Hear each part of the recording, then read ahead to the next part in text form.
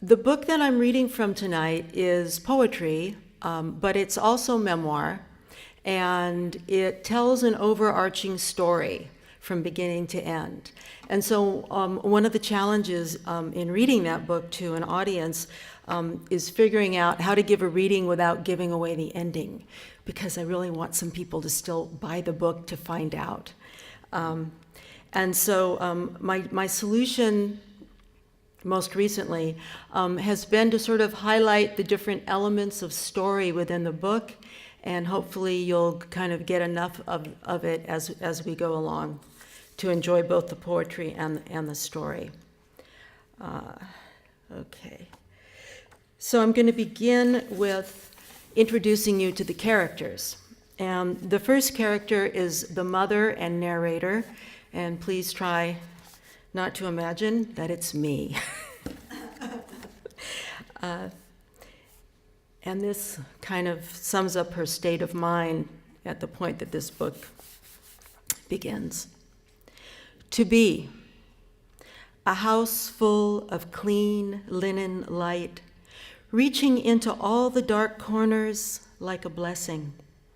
To love chocolate again, to sit beneath an oak tree on a summer afternoon, stand in breathless heat between rows of freshly washed sheets, to be as unaware of my own beauty as a glistening mare flanks fattened by spring grasses, to be serene as tea leaves floating on a porcelain cup, to no longer be the one who points to the places where we have all failed or, like splintered bones, been unable to mend.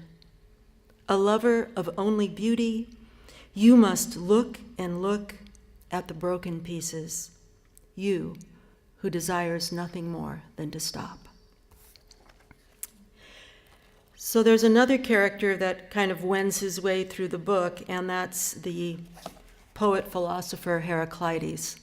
And if any of you have ever read any of him, I guess the most famous statement he made that everyone seems to know is some version of, you can't step into the same river twice. Any of you ever heard that before? During the burning of all the books in Alexandria, his works were all lost except for some very few fragments. And they're quite beautiful, and I relied upon fragments translated by Brooke Haxton, which I commend to you. It's called just Fragments of Heraclitus. So in this book, Heraclitus is the voice in Mom's head. It's just that person who is not really there that she's kind of having a conversation with as things go along. And the first poem is A Conversation with Heraclitus. Moisture makes the soul succumb to joy, you said, as though happiness was a giving up or into. Well, let me assure you, this season has been dry. We have sent our young into deserts. They die parched, deceived. Orbital bones crack like stones. Even sunlit crests of vast oceans are flint snapped into flame. Dry, the soul grows wise and good, you said. I say, what wisdom we gather comes late, if at all. As for goodness, that's for others to decide. We live divided in ourselves, and we sell to whoever will pay tales of incest, murder, grief, all of us waiting for the next great flood. Centers around a second-born son, and his girlfriend, or rather ex-girlfriend, pretty early on into the story. And a very strange surrogate pregnancy that becomes kind of a mystery, particularly to the mother. So this poem is called Second Son. That morning when the earthquake struck, we thought it was you pounding at the French doors, shattering glass the same way you broke our nights into shards of sleep that left us telling stories in bed, like old country folk pushing away the devil. Doctors describe your condition as though it's a bowl of alphabet soup, ADHD and OCD thickened with depression or possibly bipolar disorder. A genetic stew of a life, guaranteed to be difficult, perhaps deadly. I sit with your father and think, doctors can be wrong.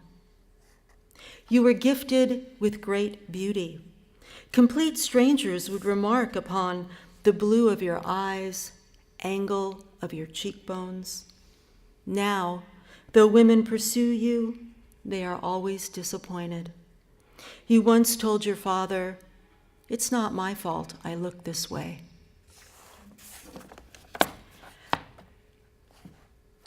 So the other major character is someone that's just referred to in the book as the Darkhaired Girl, and that is the girl who had been involved with the second son. And at this point that I'm reading from in the book, she and the son have broken up. They haven't seen each other in quite a while, but they've been emailing, and it's the son's 21st birthday, and so he's home visiting, and everyone goes to the train station to meet the dark-haired girl, the surrogate. When the dark-haired girl stepped off the train, she was clearly pregnant, her body covered in odd bits of clothing, as if she'd found an old steamer trunk filled with other people's lives and cut them to fit. Our son took her bag, carrying a smile like a sheep. "It's not what you think," he said. The girl studied the ground, pushed back her purple-framed glasses, the kind that darken in sunlight. When she spoke, I couldn't see her eyes. "It's my brother's baby. His wife can't have any. They live in Italy. She's Italian. But that's not the reason. I think she's just too old." She looked down and fingered the knotted strings of friendship bracelets wound around her wrists like thorns. When she looked up, maybe she saw something in my face. "Don't worry, it's not actually my brother's, or mine either. Not his sperm, not my egg. That's why I'm okay with this. My sister, she's a nurse in Los Angeles. She took me to a doctor there." My son nods along, grins. "Crazy, right? She's always the one helping out her family." "Really," she says, "not mine, not your son's, not my brother's. Nobody's really."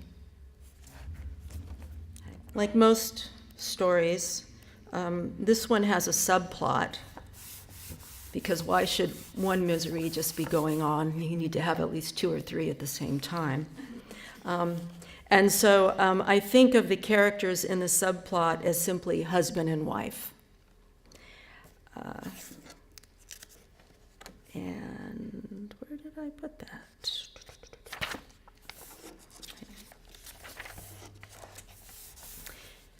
Science fiction. Dazed by your news, I pretend it's possible for us to take that summer trip we'd planned. Possible to leave our alien selves locked in the battered house I'd once considered a fortress. In Sedona, it's monsoon season. Clouds boil against mountains, buzzards reel. Words pass between our mouths, melt into lozenges of despair. The future is impossible to imagine. Inside my chest, something poisonous rips open, spreads wings, gains speed.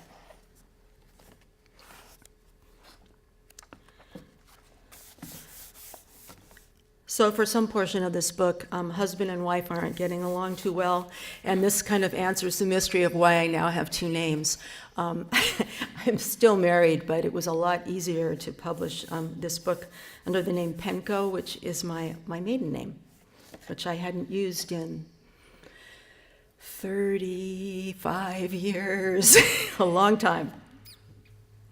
But things did work out between husband and wife. Night dance. If, sleeping with you, I should rise to see the moon shining through the scrub oak, while our youngest sleeps and the old dog does not awaken. If through the bathroom window the moon's arched back does not interest me, shrouded as I am in damp dreams, then my eyes may gaze inward to the place where I dance naked and alone in this house of sleep, more lonely than a shirt without a sleeve, wishing I could sing without letting on I was made this lonely way. In the dim moon's light, I am safe enough to accept my reflection, breasts and belly offered in a mirrored, murky lake, where no one may challenge this body, this night, this woman, head of her house. The storytelling element, so crucial to all of us, is backstory. And a lot of people, when they read this book, at some point they start wondering, this mother character must be really nuts, because she's gotten all involved with this girl and the surrogate and what's going on, and why is she taking such an interest in this? So at some point, this is the answer. The putative grandmother chooses. Here's the truth. I couldn't bear what might happen to that dark-haired girl, so like myself, a foolish child who gave birth at 17. It didn't matter, that child did her best.